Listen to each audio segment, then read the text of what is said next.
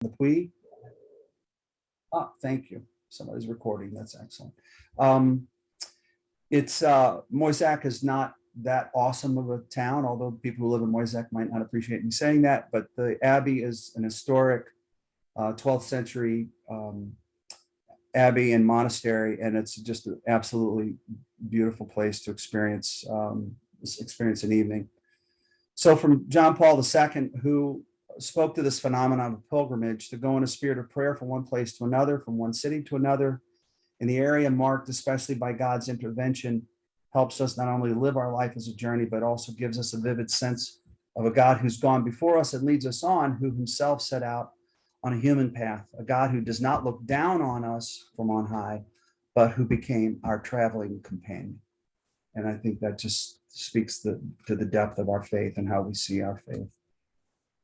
This article was published in the Atlantic Monthly a couple of months ago now, and I found it to really capture. It doesn't say everything that I think about the Camino, but it certainly says much of how I feel about it. For me, the most transcendent effects of pilgrimage appeared after a few days. The Camino is about walking, not arriving, which forces one to live in the moment, at least temporarily, to abandon the fruitless chase for lasting satisfaction through bigger accomplishments and better rewards.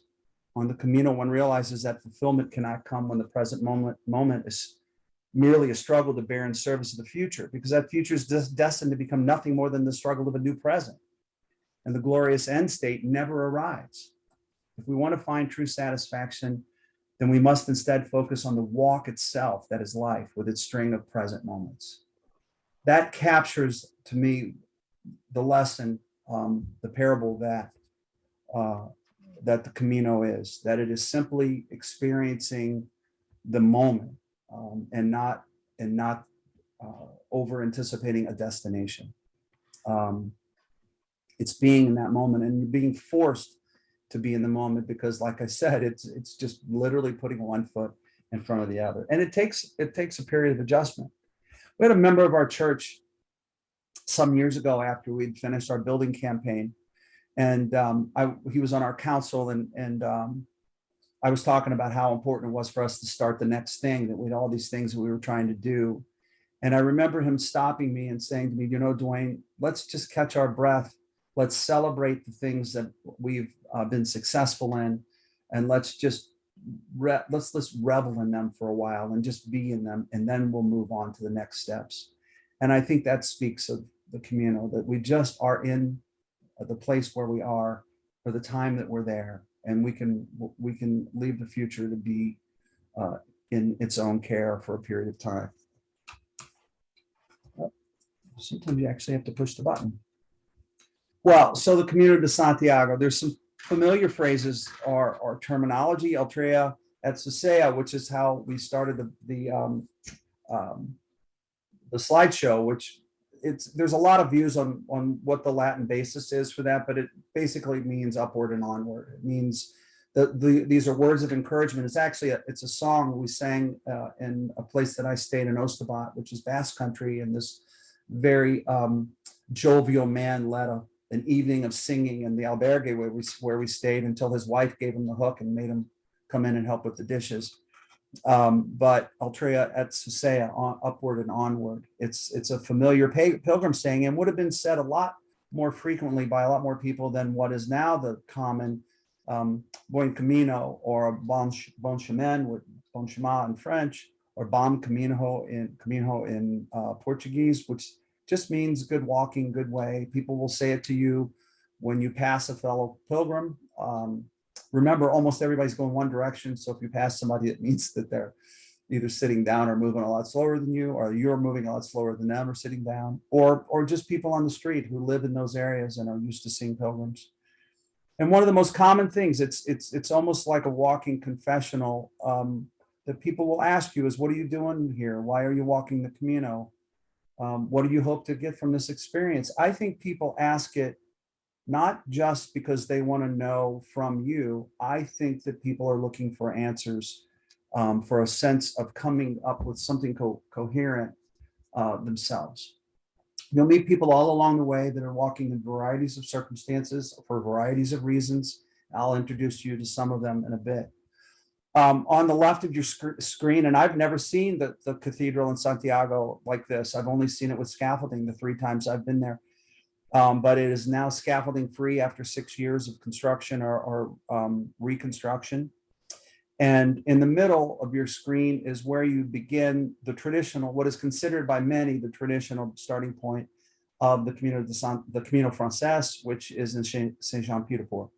And so that's the Pilgrim's Gate. And then on your right, 2 very different places. Up above is the statue over the church in Le Puy, and then down below is the cathedral in Oviedo, which is where I finished my last walk in Oviedo, Spain, which is considered the historical start of the Camino. And once again, you got to push the button. Oh, sorry. So just a really brief overview. You probably all already know this because you are dying to know.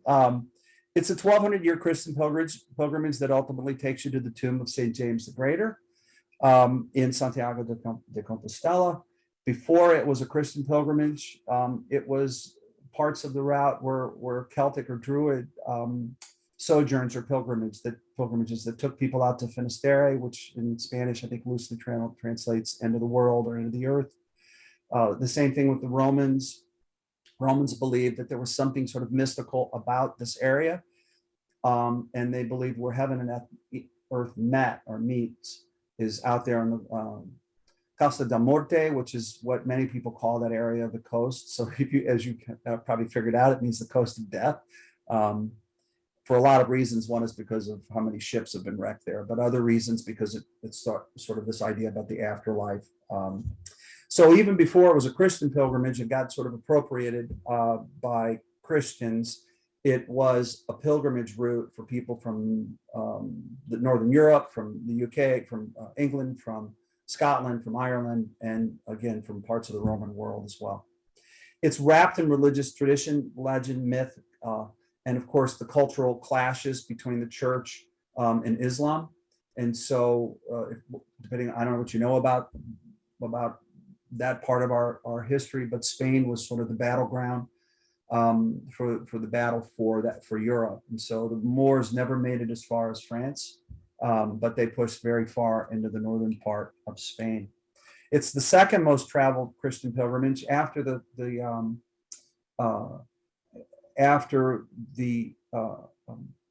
Jerusalem pilgrimages, and after that went away because of the oh my gosh, you guys, I'm drawing a blank. The Crusades, thank you. After the Crusades, it became the second most traveled. And in the 15th century, about 1 million people. And the thing you have to remember about that is, unlike most everyone I know that walks the Camino, all of the people who walked the Camino then walked it from their homes, wherever that was. They didn't catch a train, plane, or automobile, or most of them didn't get a boat unless they were coming from the UK somewhere. But they all walked to Santiago, and then they all walked from Santiago, right? So we're talking about a lot of people, and it's experienced a resurgence since probably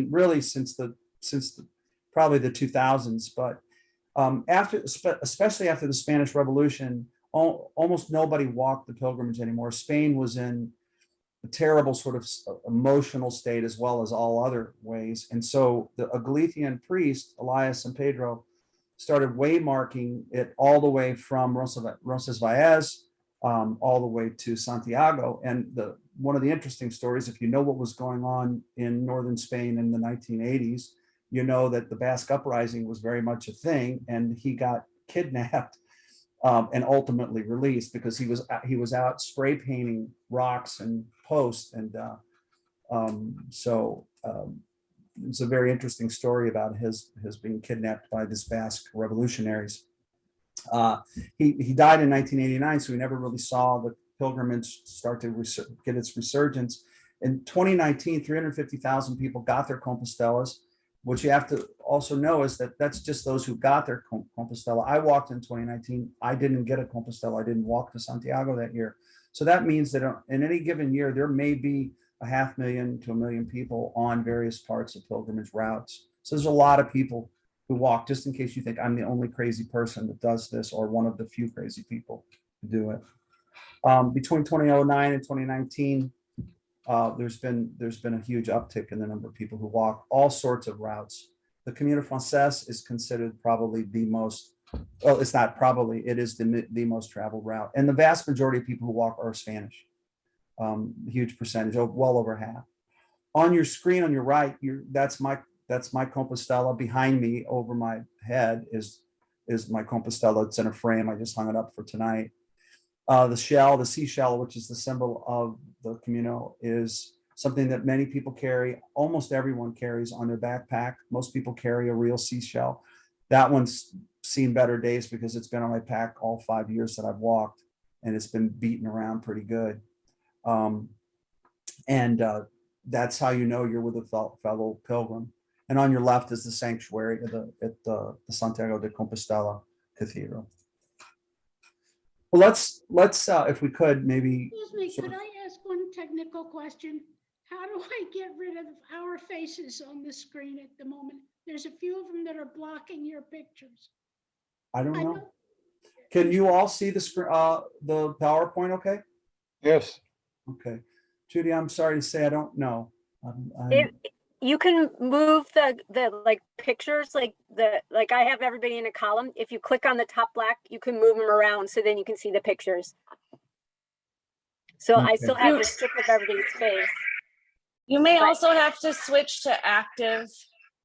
You may have to switch to the active speaker on the left side. Does that make sense? Does this count against my time, Rhonda? No, I'm sorry. Never Oh, I'm mind. teasing you. Just go ahead. All right. This is a traditional pilgrim's prayer, 12th century, obviously not in English in the 12th century, but this is a version of that. And I thought maybe we could kind of move into this, into the rest of our conversation. So I think Rhonda's going to read it. Maybe Beth and Rhonda. Yeah. Sure. You ready, Rhonda? Yeah. Oh God. Oh, you're going to read the first one? Go ahead, Beth. I know. I'm so sorry. I'll read the middle. You go ahead. All right. Oh God, who brought your servant Abraham out of the land of the Chaldeans, protecting him in his wanderings, who guided the Hebrew people across the desert. We ask that you watch over us, your servants, as we walk in the love of your name to Santiago de Compostela. Be for us our companion on the walk, our guide at the crossroads, our breath in our weariness, our protection in danger, our Abigail on the Camino, our shade in the heat, our light in the darkness, our consolation in our discouragements, and our strength in our intentions. So that with your guidance we may arrive safe and sound at the end of the road, and enriched with grace and virtue, we return safely to our homes filled with joy. Apostle Santiago, pray for us. Santa Maria, pray for us. In the name of Jesus Christ our Lord. Amen. Amen. So this pilgrim's prayer is often read in multiple languages in some of the places that you might stop along the way, attend a noontime pilgrim mass some places. I think this prayer probably was shared in 4 or 5 places over the course of my walk. And it's just a lovely sentiment that goes with the pilgrim's blessing. And I think one that we might say is apropos in our lives. So just in terms of geography, once again, that's Santiago up in the top right-hand side of your screen. I have nowhere, I could look it up and I'm not going to. It's just someplace where you walk in the Meseta, and that's kind of what it looks like off and on for 2 weeks. So you can see how exciting that is. And then down below is Le Puy, which is actually very exciting and incredibly beautiful. And that's in Le Puy, France. So here's the short of it. My 2.5 Caminos, not to be confused with 2.5 men. So I've walked from Le Puy, France, which is, as you can see, in southern France, Le Puy-en-Velay, from Saint-Jean-Pied-de-Port, which is in Basque Country, nearly at the Spanish border, just 25 kilometers or so from the Spanish border, and from Saint-Jean-Pied-de-Port to Santiago de Compostela. And so that was 2016 to 2019, as I did it in sections. And then you'll see below, that's the Camino Norte. On the far right-hand side is Irún, That's right at the French border. I actually walked to France the day I got there just to say that I started in France. And then walked from Irun to via Chiosa. So I don't think quite halfway on the Norte, but somewhere thereabouts, 375 kilometers. So a total of over the period of 4 years of, because 2020 didn't actually have, we didn't have a year in 2020. 74 walking days, 1,227 miles-ish. Wow. 1,975 kilometers, about 2,600,000 steps. I looked that up. I have no idea if that's how many steps it was. 3 pairs of hiking shoes, 2 backpacks, and 1 very patient wife, for whom I am grateful, and very supportive and affirming wife. So that's been the walk, and the last 375 kilometers I walked on the coast of northern Spain was just breathtaking in many ways. It was breathtaking because it was just one constant wow after another, and it was breathtaking because it was just one constant mountain after the other. And so I was stopping to catch my breath a lot. It was a beautiful, different, but a very beautiful trip. But all of it has had moments of wow and wonder and natural beauty. I'm not a big fan of cities, of spending time in large cities, although there are some amazing things to see. And I have kind of forced myself to hang around in some of the cities a little bit longer in order to see a museum, visit a cathedral, or do some of the things that you would want to do when you're there. So there are a lot of ways to get to Santiago. That's just, you're looking at almost exclusively there, that's Spain. So when people say to me, oh, hey, you've walked the Camino, right? And I go, well, yeah, I've walked one of them. There are a lot of ways to get there. We're not even looking at Europe north of southern France. And when somebody told me they were somewhere in Scandinavia, I think, and they saw scallop shells, seashells, which are signs of the Camino. So there are Camino routes from all over Europe, from everywhere, from Poland, from Holland, from Northern Europe, from the UK. I'm told that there is a scallop shell somewhere around Plymouth Rock. The show that you start your Camino there, right? You take a boat and then off you go. So just a few things. The Camino's traveled a lot of different ways. It's traveled by a lot of different people. At the top of your screen, that's in a really cute little village called Saugus, France. And I don't know why this guy had that much stuff, but it looked like maybe he had all of his worldly possessions, which is not the way you want to travel the Camino. And then people cycle, as you can see, and sometimes there's a big crowd, and sometimes there's rain, and sometimes people get so sick and tired of their boots and how bad their feet hurt, they literally just leave them somewhere. In this case, it says Buen Camino on that shoe that you see down in the center of your, and that was probably tongue-in-cheek because this was stuck on top of a broken tree branch on the side of a mountain. And I have a feeling that their feet just couldn't do it anymore. So, and then along the way in France, especially in this case, you'll see just words of encouragement and just done by residents who live there. And this one, the obstacles offered, so you exceeded, from the Alchemist. And there was a little section of about 30 kilometers on the Le Puy where there were these quotes from the Alchemist and some other literature. It was kind of fun. So the guy down at the bottom is walking in the rain poncho. Laurent and I walked together off and on for a couple of weeks, and it just seemed like every time we did, it was raining. So I think we started to avoid each other because, like, okay, it's going to rain if I see you. So what is the Camino? Well, it's a lot of walk. A lot of walk. In order to receive your Compostela, that means a certificate. A Compostela is what you receive when you get to the end of that 100 kilometers or more. And you can receive a certificate of completion if you're walking for non-religious or spiritual reasons, but a Compostela is given to those who are walking for spiritual or religious reasons. You have to walk 100 kilometers. If you're cycling, you have to cycle at least 200 kilometers, or if you're on your donkey or a horse, the same thing, 200 kilometers. So You can see the circle here. That marks that you're now 100 kilometers away. So make sure you get your sail. That's a sail right here, these stamps on your sail.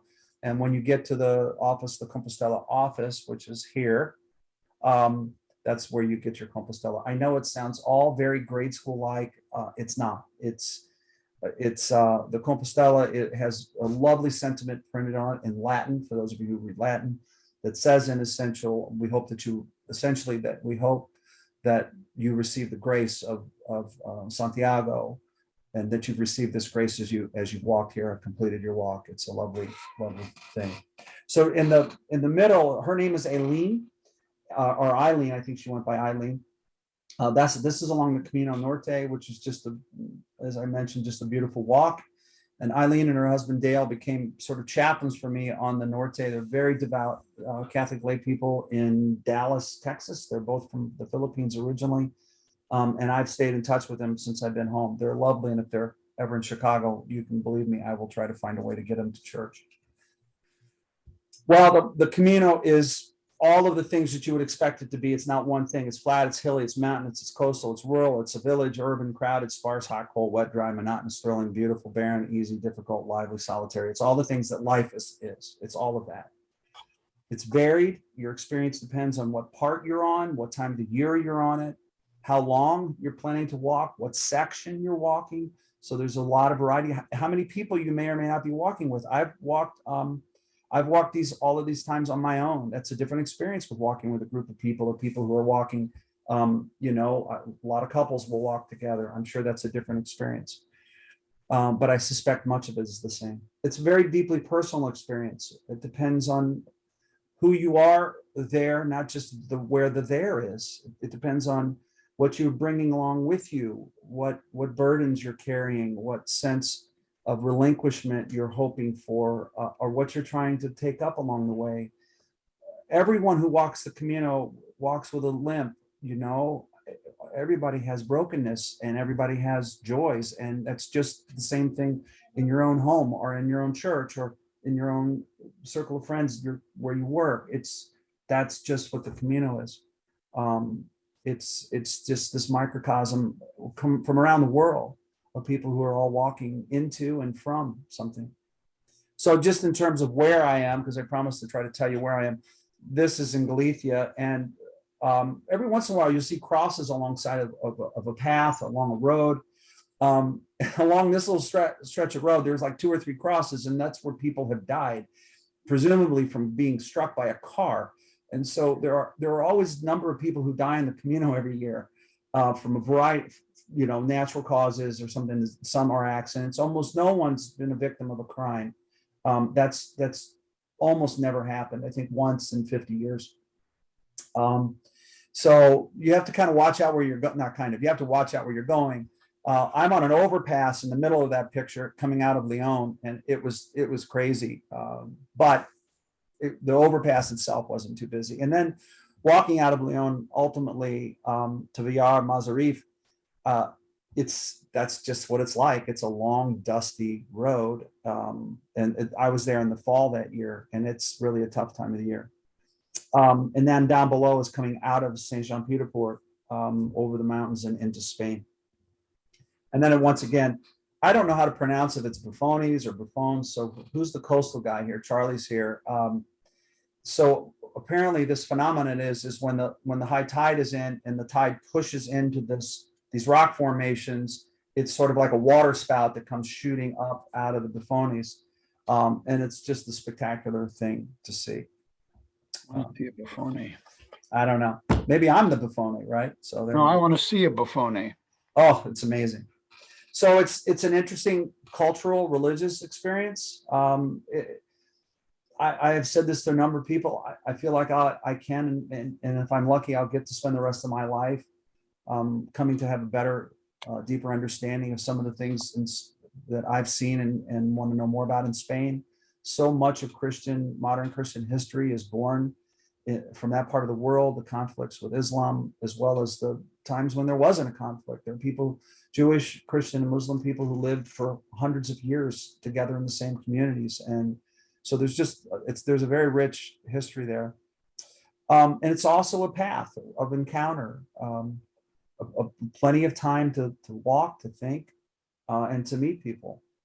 The last few years that I've walked, many of the days that I've walked have been a lot more solitary, which has suited me fine.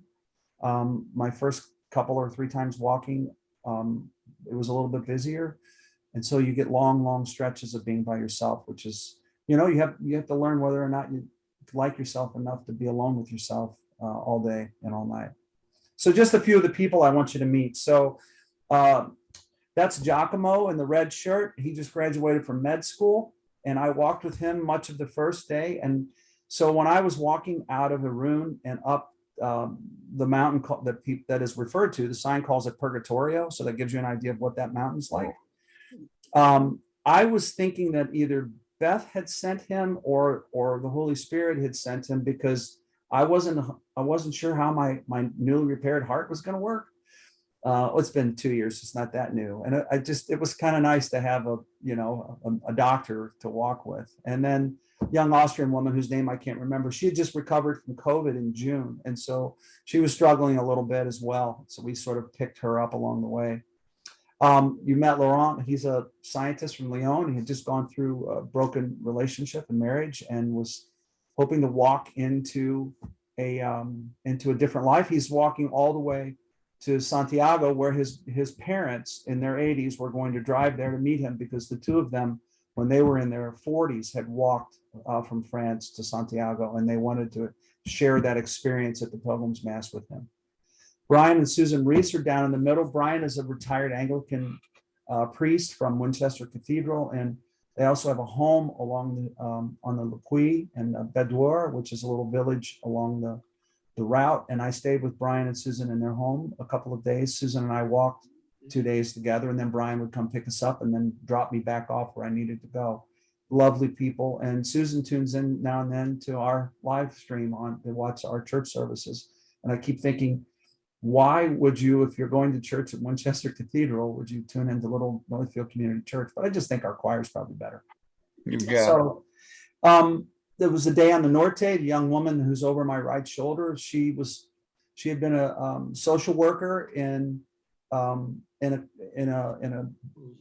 social work agency that helps people who are immigrating from other countries. And she was absolutely exhausted, and she just quit her job, shaved her head, and started walking. And then the woman to her right, we ended up carrying her backpack the last 10 kilometers because she's a nurse from Croatia, but she had blown out her knee. And so, and I could tell as soon as I started carrying her backpack, why, because it weighed probably 40 pounds. So, and it was a tough day. So, Jan Riley down in the blue coat in the middle, blonde hair. Jan was in our driveway on Friday night in her RV on her way from Toronto to Arizona. And every one of the people in that, well, 2 people in the picture I don't know, but pretty much everybody in that picture who attended the Pilgrim's Mass that day, we're still all in contact with one another. So it's just an interesting community. Christian this guy is a physician in Germany, and I remember trying to talk him into visiting us in Chicago. And I said, Christian, you should come see us in Chicago. There are all kinds of German people in Chicago. And he goes, oh, that's exactly what I want to do. I want to come visit Chicago so I can see more German people. So yeah, so funny guy and interesting people. The Camino of San Salvador in Oviedo, that's down on your left. And if you've never had pulpo, then pulpo, you have not lived. That is a squid, I guess, right? Octopus. It's Octopus. It's boiled or fried, and it's an acquired taste that I will not acquire. There's Dale and Eileen. As I said, I walked a couple days in the Norte with them. We prayed.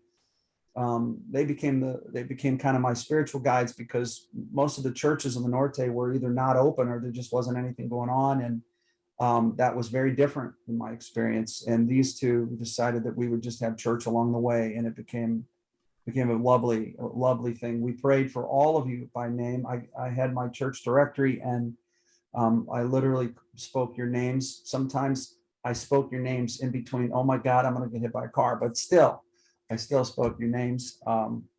And Per down in the bottom or middle left, Per is a Lutheran minister's husband. He's Swedish, and Per sent me that picture when he arrived in Santiago. That was his fifth journey. Really interesting guy. And then Jan Kaplan, who's from Phoenix. Jan is a friend and has stayed with Beth and I in our home, and is just another Camino friend that we've met along the way. Well, the Camino is a lot easier than wilderness hiking or camping, and it's not really that formidable. It is hard on your feet and on your head and your shoulders, knees and toes. Yeah. Sorry, I just threw that in there. It's hard on your feet. It's hard on your bones, but it's especially when you have a lot of hard surface walking, which I did on this last one that was probably 80% hard surface, and that's will shorten your distances because it's just really tough on your feet and tough on your joints. So it gives you an idea of the places, kind of what some of the sites are. This is the Arachi wine fountain in Spain, and there's an inscription. So you literally go up if you want to, and you can put some wine in your water bottle or in a cup. It's not good enough that I would suggest that a person want to fill their water bottle with, and they ask you not to take too much, which was not a problem for me.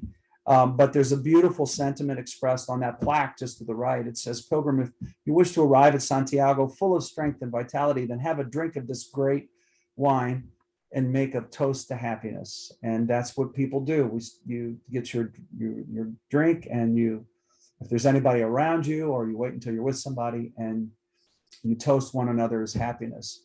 I walked from there into a little town, and it turned out that it was the 88th birthday of a French woman. Rhonda was her name. And by the way, I probably got the warmest kiss I've gotten, except from at home. Rhonda laid a big kiss on me for her 88th birthday, and we toasted her long life. And she was walking with three of her younger friends who were in their 70s.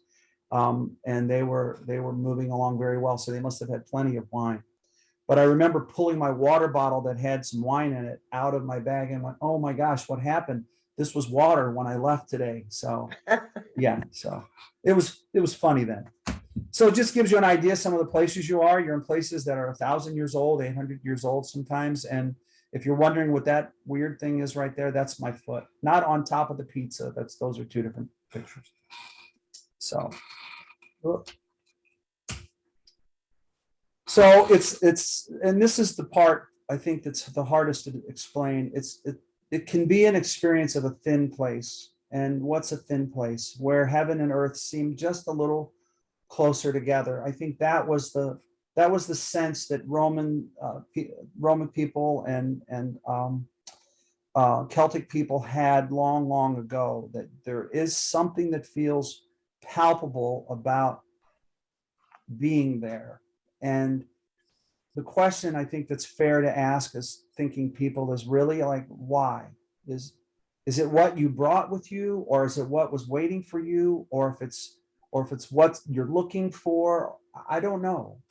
And maybe everybody I'm sure would have a different answer to that. But to me, it feels parts of the community, not all of it, not even most of it, but parts of it feel as though there's more to the more there. And I think everybody has to explain it in their own, they have to try to explain it as best as they can in their own way.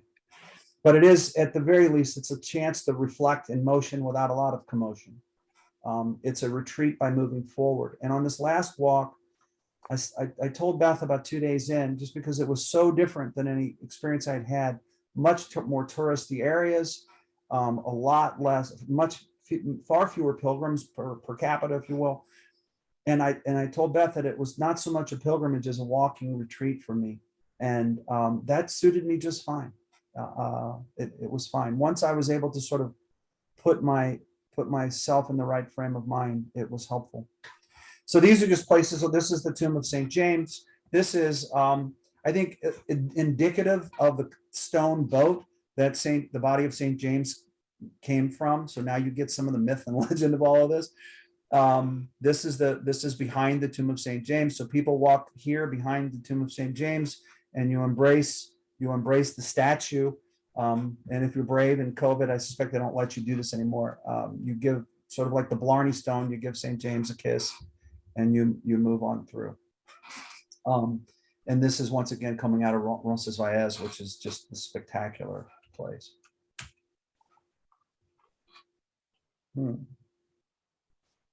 This is Merrill in Cathedral of St. James. I've been to Mass there twice. I've never seen this. This does not happen every day. It takes, I think, 6 monks to swing this 200 plus foot, 200-pound rope that swings through the center of the cathedral.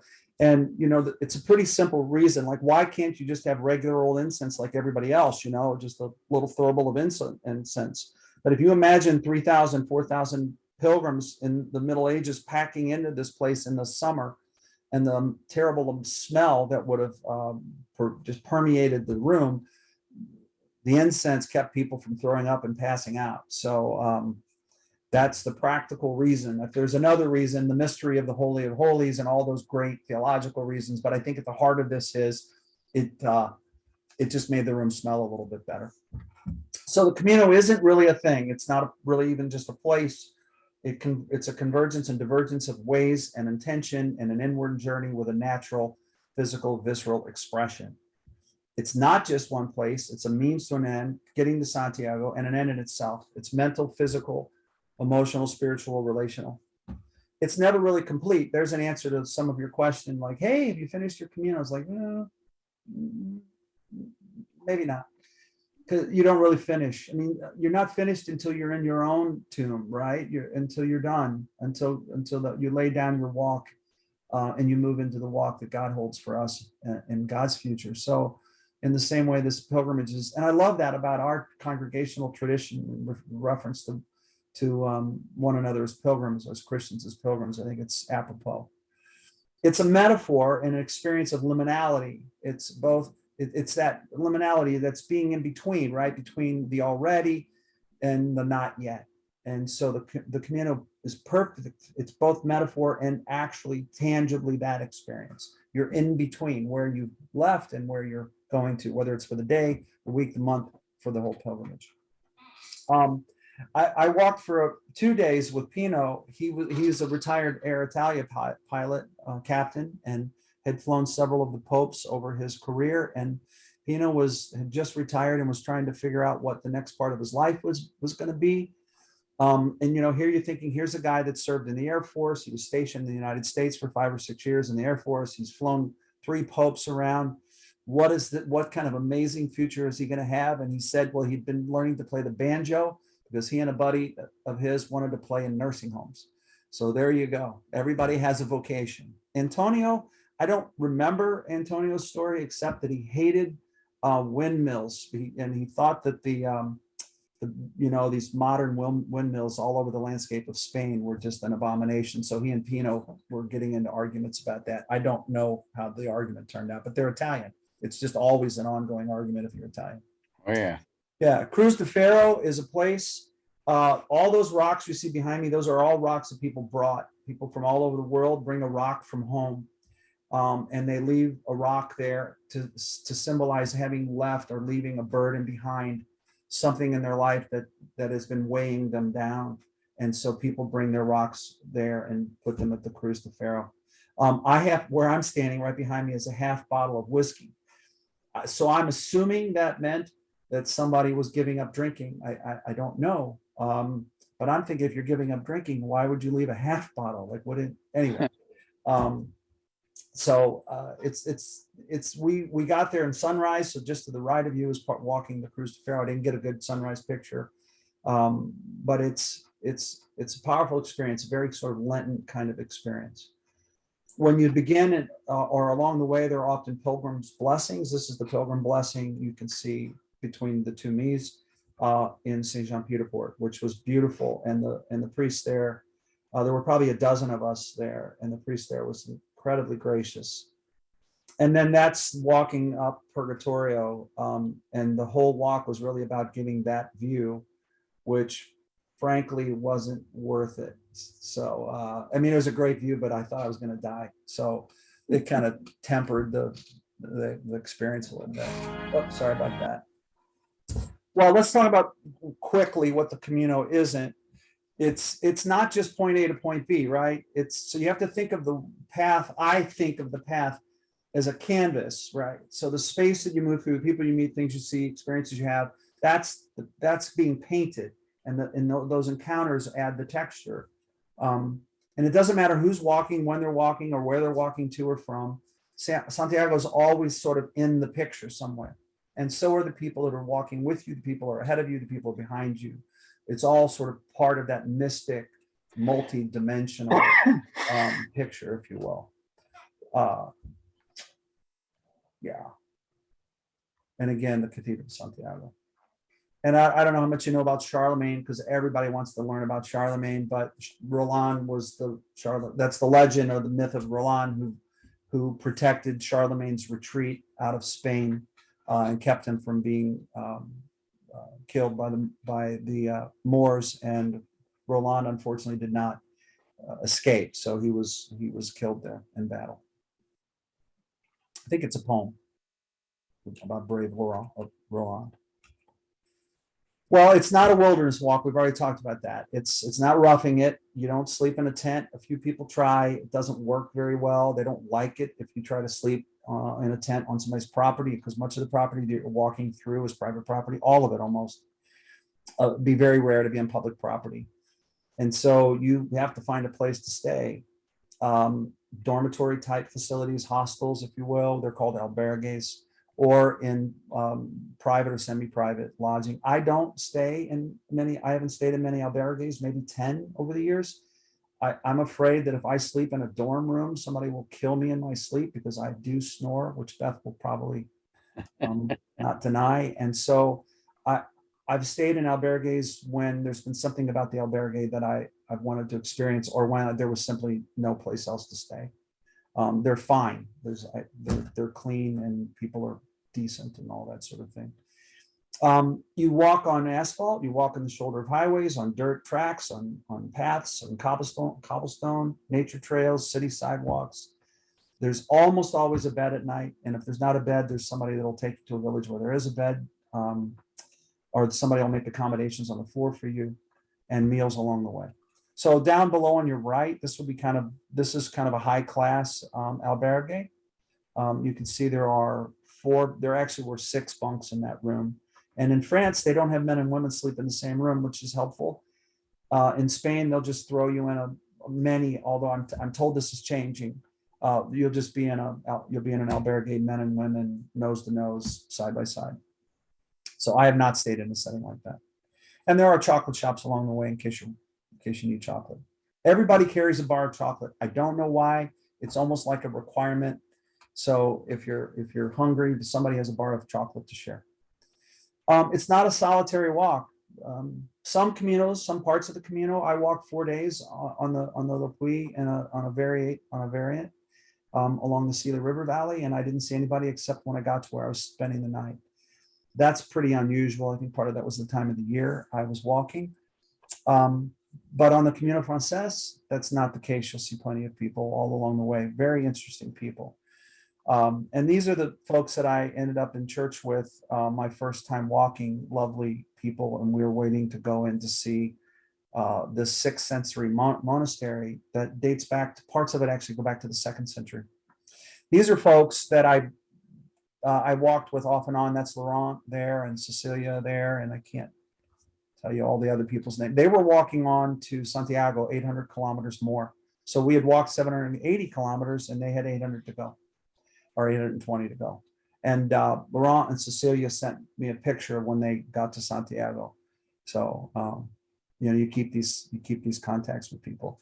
So down here, these 2 Germans are from Bavaria, and they met along the way. But this one walked out of his home in Bavaria and gave his mom and dad his plants and the keys to his apartment, and said he would be back as soon as he walked there to Santiago and back. And so he was almost in Santiago. We're in Galicia there. We're probably 3 or 4 days away.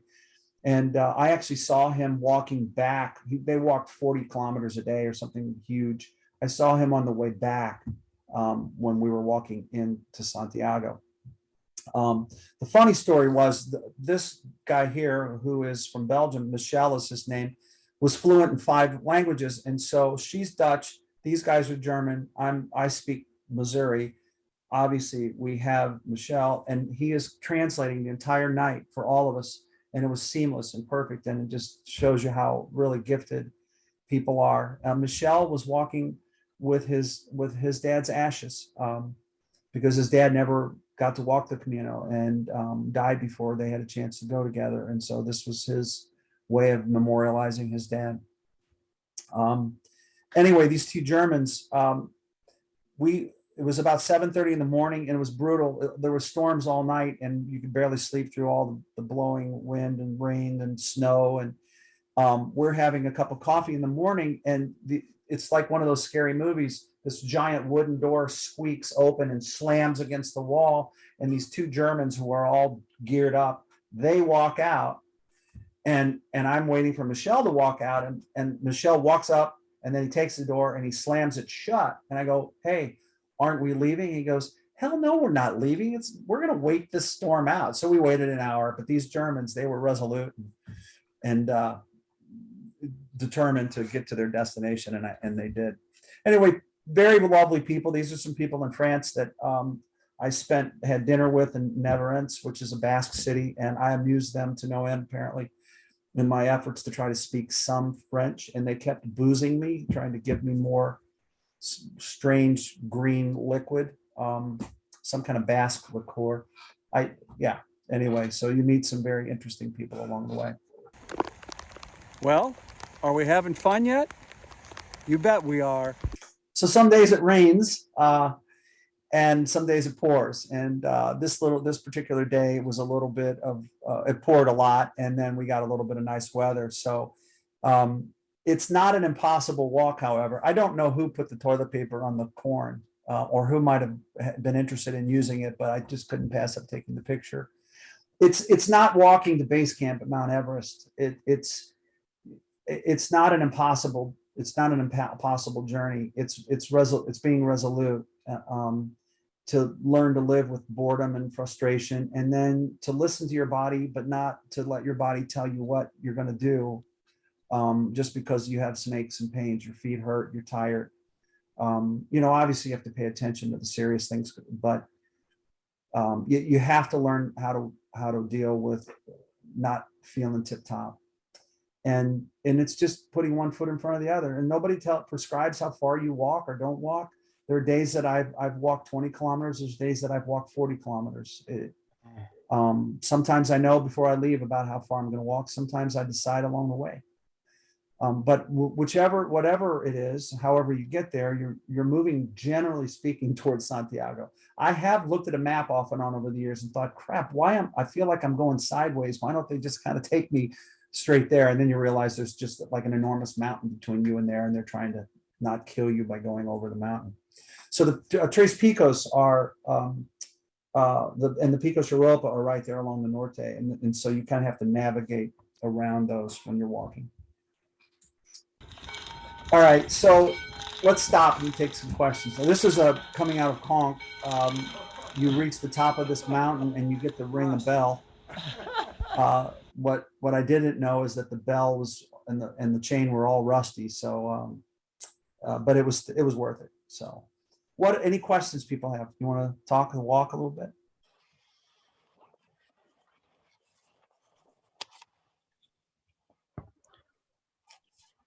Duayne? Charlie. Yeah. So for us wimpy types, Yeah. if you want to walk the Camino, the minimum is 100 kilometers. Yeah, and most people do that. Almost. Yeah. So that's just a couple days walk then. Eh? I don't know anybody that does it in 2. I think a lot of Yeah. people will do it in 4, or crazy people will do it in 3. The problem with walking too far on a day is you miss some stuff. Like, Yeah. you want to stop. You want to see some things. You want to take pictures. You want to have a cup of coffee or whatever. There's fascinating historical, religious, cultural things to see, and you don't want to cheat yourself out of it. I've walked with people who've walked the whole Camino Frances in 28 days. I think I did it in 33, and I would say that's too fast. I would say 30, maybe 37 or 8.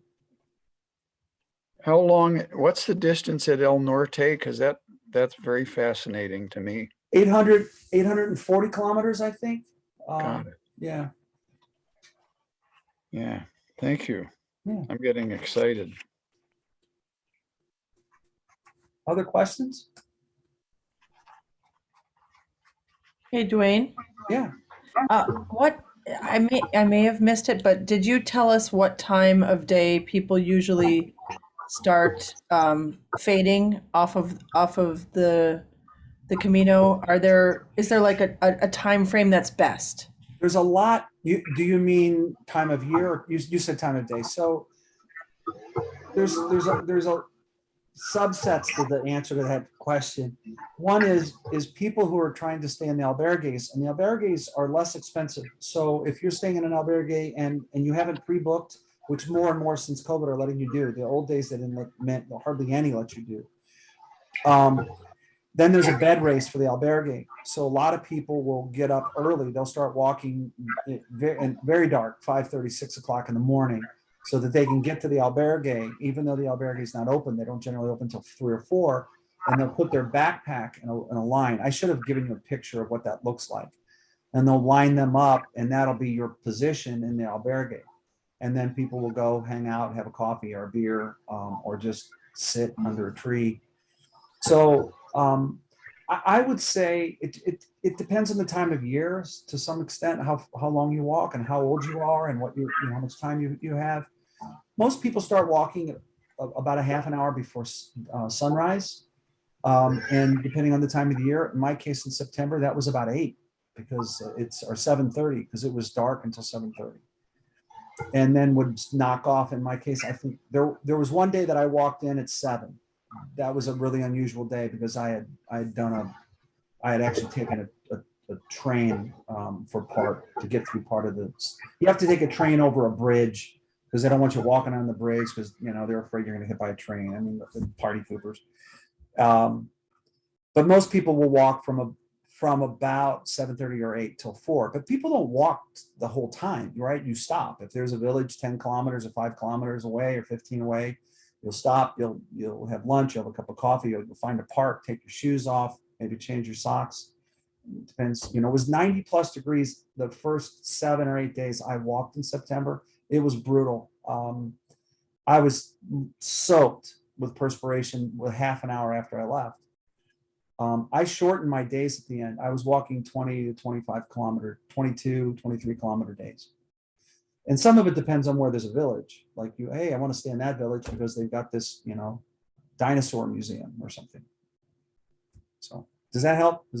Yeah, great. Thank you, Duayne. For Duayne, me, I have a quick question. yeah. Did you have laundry facilities available to you? That's a really good question. And it just came up in an email recently. On the Norte, I was able to do the laundry or have my laundry done 3 times. So one city I stayed in, a city called Llanes, and there was a laundry facility next door, a lavanderia. And I was able to go over and do my own laundry. I stayed in a casa rurale, which is like it's a bed and breakfast. And a woman there did my laundry for 16 euros, which was ridiculous, by the way. But my clothes were so just awful that I basically just wore a plastic bag around because I wanted to get my money's worth and gave her all of my clothes to do. And then I did my own laundry. I did laundry in a place I stayed in Madrid on my way home because it had a washing machine. A lot of times along the way in France, it's wonderful because in France, many of the places you stay, when you get there, the hospitalero or the host will ask you, hey, bring me your dirty clothes. We'll do your laundry for you. And along the Frances, there's a lot of places that are like that. And it's usually 4, 5, 6 euros. Sometimes they don't take anything. You just, you can give them something if you'd like. So yeah, you try to do laundry when you can. You try to wear clothes that don't carry odor. So I wear primarily merino wool. at least to me, I don't smell bad. But maybe that's part of the reason I've been walking alone so much lately. I don't know. Duayne, I remember when I walked on it, some of the people in my group would take the little Tide packets and Yeah. fill a sink up with water and put Yeah. the Tide packet in, and then we'd shake all of our clothes in there, and then we'd rinse them all off and use carabiners to clip them to our backpack so they would Exactly. dry as we walk. So all Yeah, of you us see, had literally airing our now Yeah. clean-ish laundry. Yeah. You know. see a lot of people with their socks and, Yeah. and Europeans in particular are, I think, are rightly so less modest. So that you might see undergarments and all kinds of things pinned to people's backpacks as they're loping along. I haven't done that. I've been able, with the clothes that I wear, they tend to be fast drying. And so I had some socks that didn't dry this last time, and it took a couple of days. But yeah, people will take Tide packets, and then they'll take an oversized Ziploc bag, put some water in it, shake it up, make your own homemade washing machine. They actually make camping washing apparatus. They're essentially what I'm telling you that a baggie does, or a Ziploc. I've done mine in the sink because I've stayed in places where I had a sink. If I didn't, I might do that, Mallory. Yeah. Well, the question that I think Bill raised today in worship is, what the heck? Why is the minister walking hundreds of miles off in a foreign place? And for me, it started with me wanting to do a 9-day walk in Israel called the Footsteps of Abraham and Sarah. And after some violence and unrest in Israel, Beth and I agreed that was not going to be the right time to do it. And my son-in-law Javier said, "Hey, have you considered walking the Camino?" And I said, "No, I don't know what you just said to me. I don't even know if you said a bad word." But he said, "Look it up," and I did. And so Javi and I were going to walk together. He didn't walk. I did. Walked 160 kilometers. The first time I went, I got to Santiago, and after the experience, felt like I wanted to do the rest. I thought then that there was a rest, and I have found since that it has been part of my own, not just my own spiritual discipline, but my own emotional health. I think all of us, I don't want to act like I'm, Methuselah's age, but I think the longer that I've walked this walk in life, there's more that I carry and burdens that I feel, losses that I've experienced, joys, of course, but also sadness and brokenness in my own body, much less in my life and the world around me that I see my grandchildren have to find their way in. And I find that I need a little white space around my margins. I need to breathe. And I recall a few years ago, one of the young people in our congregation died of cancer, and it was incredibly hard on the family, and watching this beautiful young person, his life come to an end so prematurely. And Anna said to me, "Dad, I never really got why you walk, but now I get it." That's part of it. So when I walk, I take you with me. It's not that I don't want to be around you. I take you with me, but I have to take you with me in a way that I can do it prayerfully. And that's a lot of it for me. And then my own personal things that I carry in my life. And we just all do. We all carry our burdens. And this is a way for me to kind of put some white space around it, to try to have it be part of me, not to be separate from me, but to come to own my shortcomings and sins and fears and my joys and my happiness, and to integrate those into the person I am, to be the more authentic and true self. So I don't know if that sounds weird to you guys, but that's my sense of why I walk. Everybody has their own thing. I've walked with people who've lost a child. I've walked with people who've had a divorce, people who've retired. I walked with a young man from Chicotere who I'm like, "What in the world are you doing? Like, what are you doing here? You should be in the most beautiful place in the world, in Italy." And his wife had left him. He left his law practice, and he said between between Saint Jean and Santiago, he hoped that he would walk into his new life, that he knew that he did not have an old life to return to. And he didn't know what that new future was going to look like, but he hoped that Santiago would reveal it to him. Those are his words. And I think to the extent all of us do that, we are all walking from and to and on the way, in a sense of having our eyes open to the present, so that we have a better sense of the future. And I think that's for me, that's what I do. What do you guys do? I mean, I know we're getting ready to wrap up, so you have 13 seconds to say, but how do you attend to your own well-being, your own spiritual, emotional well-being?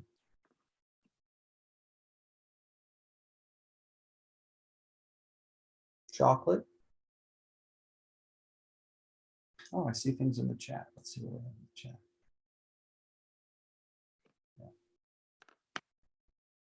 Help somebody else. Yeah, powerful.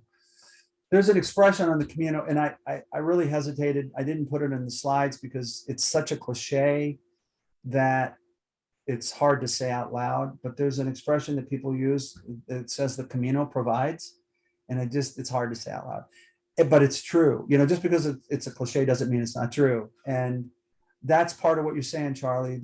The folks on that path, including the people who live there, who, how many times have they had to endure seeing somebody who's lost, somebody who's twisted an ankle, somebody that, you know, doesn't have a place to stay? I would say hundreds, if not more times, are these gracious, forbearing people. I had a farmer in, I just was looking at stuff, and I'm walking down a road, and a farmer hops off his tractor, and there are two dogs coming along with him.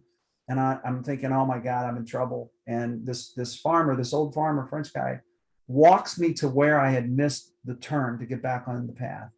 He didn't have to do that. You know, in 5 or 10 kilometers, I would have realized that I was lost. People do all sorts of things, and I think that's part of it for them, is to help somebody get back on track. To do this, a little something is a powerful thing.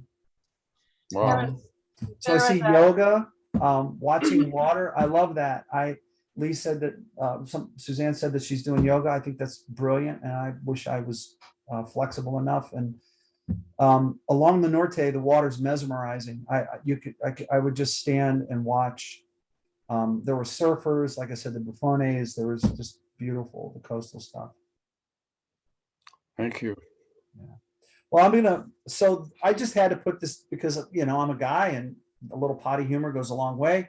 That is not pronounced poo. That actually is pronounced po. And it was probably the best night's sleep that I had the entire 20 days I was in Spain. And so when I talked to Beth, I said, hey, you know, I slept in poo last night, but I slept great. Beautiful little place near Llanes along the coast. And I don't know that you'll ever go there, but if you do, you should stay in Po. Yeah. Let's see. Yeah, Po. Let's see where we are. So just a few more little sites along the way. The Pilgrim statue in Galicia. And that statue of that guy holding his hat and and being buffeted by the wind is pretty much every day, all day long, up on Ocebrero, which is one of the highest points that you'll be along the entire Frances. It is just always rainy and windy there. And then along the Meseta, this was springtime in the Meseta, which is just, you know, 200 kilometers of what you see right there, except you don't have a beautiful border collie or Australian shepherd to keep you on the right track.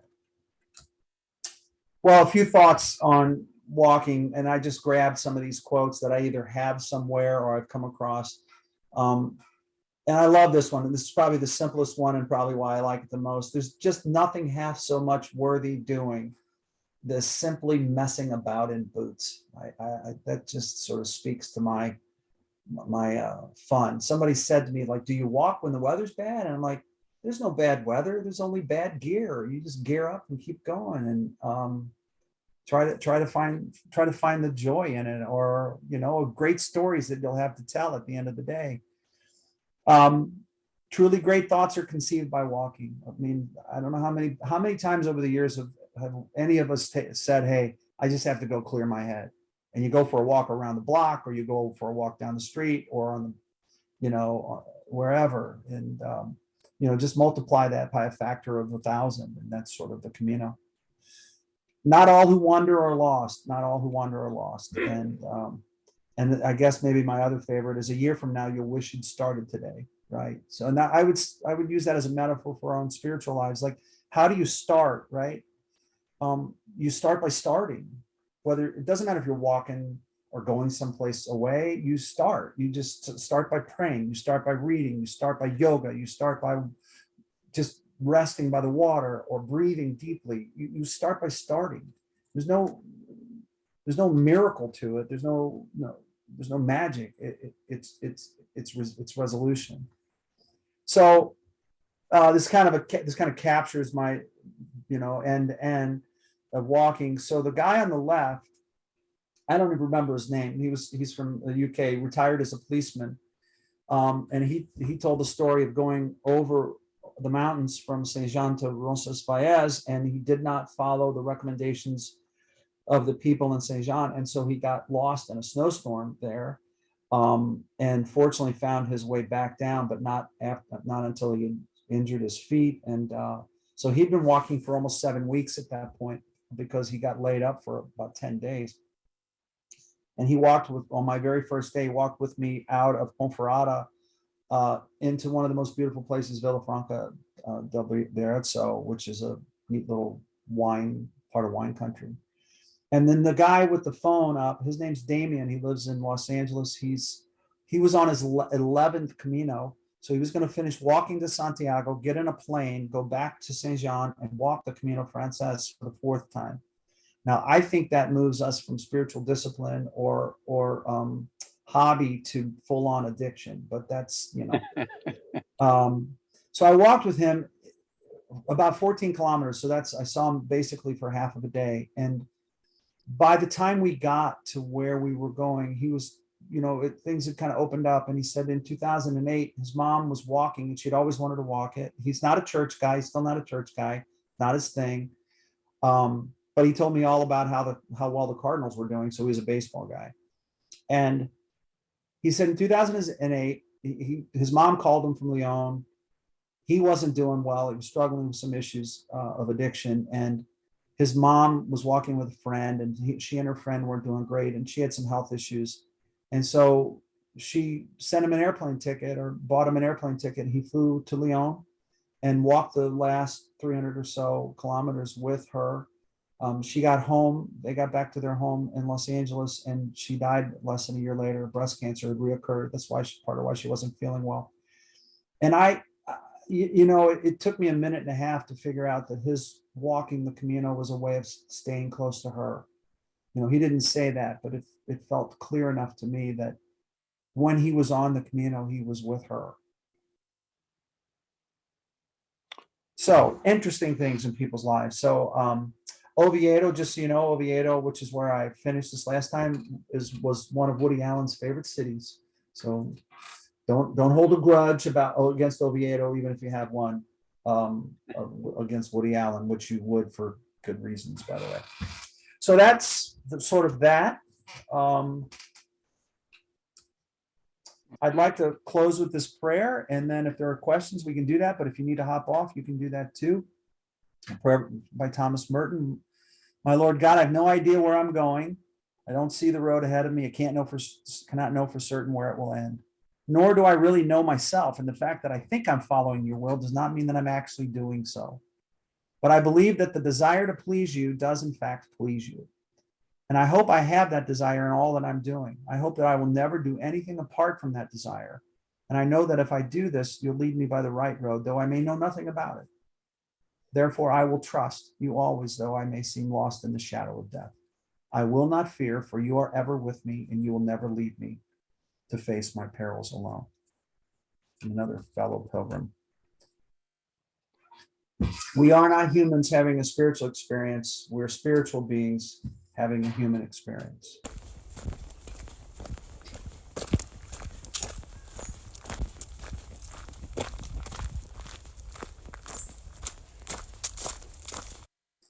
And that, my friends, is mostly that. I have obviously some time to take questions. And for those of you who are gluttons for punishment, I will, I sent my family a 2.5, I'm going to stop sharing here so we can see each other. I sent my family about a 2.5-minute video the last 10 days or so that I walked because it was, again, it's COVID. You're not with other people too much. Maybe you'll see somebody at dinner. It was a whole different vibe. And so I would spend an hour or so and stitch together some some pictures and put them into a little 2-minute video. So if you want to hang around or if you want to watch my day of walking between Ribadesea to Colungas, I'm happy to show you. Colunga is where the dinosaur museum is, Charlie. So, questions? I'm happy to queue up the video. If you want to go out with a video, we can do that. It's 2 minutes and 31 seconds. So just bear with me for a second. Just hold it. Hold your horseshoes. Hold on. There we go. And let's stop this for a second. We're going to do this a whole different way. You know, I'm so adept at screen sharing. It's just hard to, and Zoom. Dang it. I know. It's going to happen. Trust me. I promise. Wow. It just doesn't want to do this. Well, maybe you're not going to get to see the video. Let's see if we can. Anyway, so like I said, I sent my kids because they got, I'm sure they get tired of me saying, oh man, I really wish you were here. I love you guys. I hope you're doing great. And so I thought, well, I'm going to try to get a little bit more creative and make videos, but I think I'm a little bit at a loss here. Let's try it once more.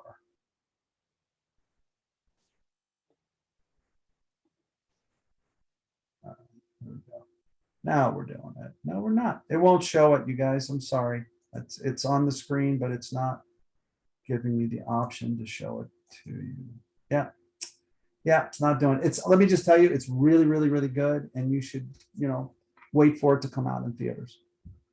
Do you press the share screen button? I did. It just, Microsoft doesn't play very nice with Apple. And so it's just a typical not interfacing with my iMovie that I made on my iPhone. Anyway, any more questions before we wrap it up? I think not a question, but thanks for reliving some fun memories. Yeah. Yeah. What part did you walk, Mallory? I did a short stint in Germany and then a short stint in France, and then the last weekend, a few days in the Norte. So we ended in Santiago, but we started way over in Germany. So we did I think it was a while ago. It's been now 15 years ago, which is crazy. But right. But I did 4 or 5 days in Germany, and then we took a train to France, and then we did 4 or 5 days in France, took a bus to Spain, and then did an overnight train to where we did our stint in Spain. So that was the best sleep of my trip because there were triple layer bunk beds in the train and we were laying perpendicular to the track. So basically every time we moved, we were just rocked to sleep. And so we got on the train at 9 o'clock at night and got there right in the morning. And it was the best sleep that I got the whole time because we were just in one place and rocked to sleep the whole time. But anyway, yeah. And I got to see the incense swinging in Santiago, which was incredible.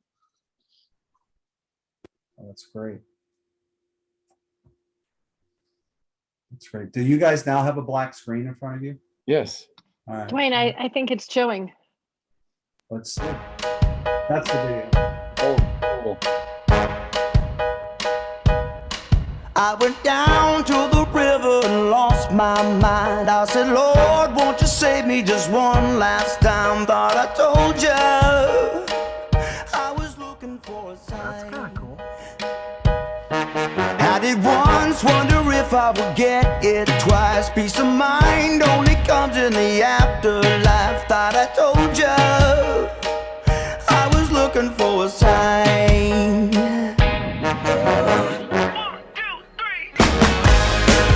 I need something to believe in. Throw my hands up to the ceiling. Oh sky, won't you give me a sign? Tell me, will the world one day ever be mine? Will it ever be mine? Or will it ever be mine? Tell me, will the world one day ever be mine? I was down on my knees, I was living a lie. I was king of the rubble, just wasting time. Thought I told you I was looking for a sign. Sick and tired of running circles for miles and miles. Being lost and never really been my style. Thought I told you I was looking for a sign.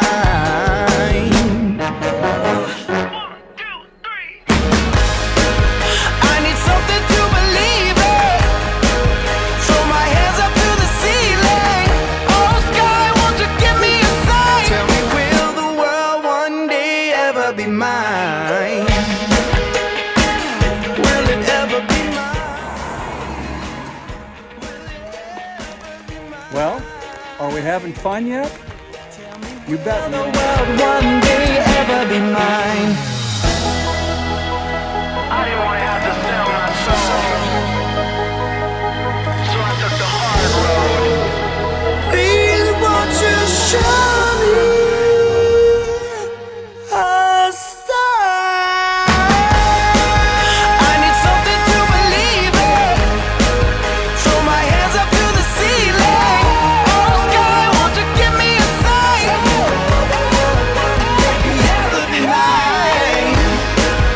I need something to believe in. Throw my hands up to the ceiling. Oh sky, won't you give me a sign?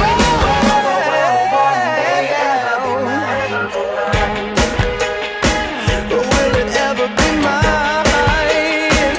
Will you ever be? There you go. There's, Wow. yeah. You. That was Holy mackerel. but a wet day. That's That's all. That's what I have. Unless you have questions, I'm happy to hang around. I have one question, Duayne. So that video makes me think about, so do you walk in silent contemplation the whole time, or are you jamming to tunes the whole time? That's another great question. I don't listen to music. I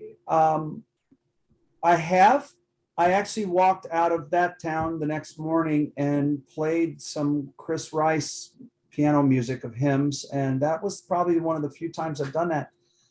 I don't know that I walk in silent contemplation. I'm like a donkey whisperer. There's lots of donkeys and sheep and tons of cows and birds, and I talk to myself. I pray out loud when I'm by myself, and I probably curse depending on how how wet it is and how big the mountain is. So I have not tended to listen to music. I have sung a lot when I walk, which is another reason probably why I'm walking alone so much. But but people do. There was a woman, her name was Claudia from Barcelona, and she had on the big Dr. Dre's, and we're walking along the edge, literally the edge of cliffs. I'm like, man, I don't think I'd be like, I think I would maybe not be doing that. Like, I'd want to hear if there's like a rock slide or something going on. But yeah, some people do. They'll walk with music, but not many. People chat, people walk together. Sometimes it's circumstantial. You're not walking alone because you want to. I have tended to walk when I've been on busier routes. I've walked alone in the morning, and by after lunch, you love having somebody to keep a conversation up with, because you just start slowing down and tired, and you're like, what the hell am I doing here? And like, what? And why is it still 10 kilometers or 20 kilometers to where I'm going? And so it's nice to have a conversation with somebody. Oh, boy. I almost always question what I'm doing when I'm there. Till I don't. Is that Thank you. too much information? No, and somebody's looking out for you, sir. Yeah. Yeah, that is true. That's the great thing about grace. Thanks, buddy. Duayne, I want to thank you for letting me come here to do this. And tonight I'm not alone. Hey, bud. See, your commandante, your fellow commandante there. Well, thank you all. That's unless you have questions, I'm happy to answer. Anybody want to talk Thanks, about Duayne. how to do ultralight packing? That's 3 more hours. Oh, boy. Thank you, Duayne. Good night, all. Thank you. Thank you. Thank you, sir. Duayne, I had a funny story with ultralight packing. We got to the top of, I think it might have even been O Sobrero, and one of the girls in my group tears her backpack off and